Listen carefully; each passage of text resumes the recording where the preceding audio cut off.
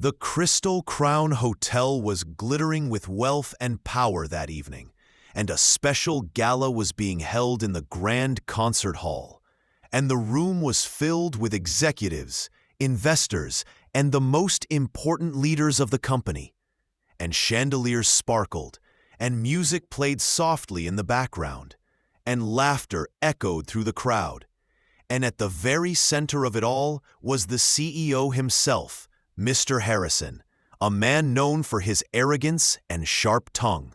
And as the evening progressed, the janitor David quietly moved around the hall, sweeping corners and polishing glass tables, and he wore his gray work uniform and gloves still on his hands.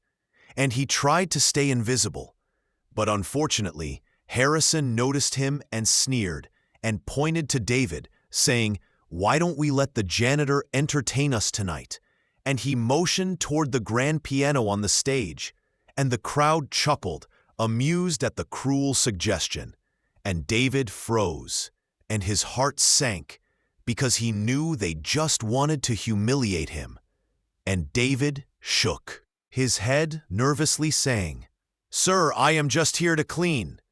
But Harrison was not finished, and his voice carried across the hall as he insisted, "Surely even a janitor knows how to press a few keys, so let us see what you have got."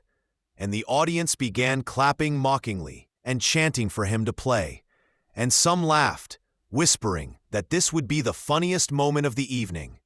And David's face burned with embarrassment, and his head lowered, and for a moment he thought about refusing. But then he saw the piano shining under the bright stage lights, and memories flooded his mind of long nights in his childhood, where he practiced on a broken piano in a small neighborhood church. And slowly he walked to the piano and sat down, and the crowd snickered, waiting for the failure. But David closed his eyes and placed his fingers on the keys and began to play.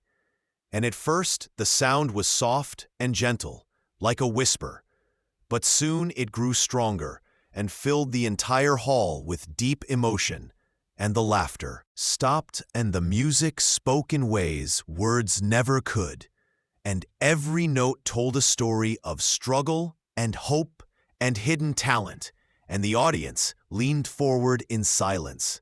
And the same people who had mocked him now sat in awe, and Mr. Harrison's arrogant grin faded as he realized this was no joke, and David's music carried sorrow and beauty that touched every heart in the hall. And by the time he finished, the crowd was stunned, and for a moment there was silence, so heavy you could hear a pin drop. And then the hall erupted with thunderous applause, and people rose to their feet, clapping and cheering, and some even shouted encore. And the very same audience that had laughed was now begging for more. And David bowed his head humbly, while tears filled the eyes of the listeners. And even Mr. Harrison himself, the man who had started the mockery, wiped away a tear and walked toward David, and admitted with a trembling voice that he had been wrong. And he said, "You are extraordinary. Please forgive us." And that night, everything changed for David, and he was no longer seen as just a janitor. And the CEO offered him a place of honor, and arranged for him to perform at company events, and even supported him in playing for larger venues. And David's music spread far beyond the walls of that concert hall, inspiring people across the city, and the lesson was clear.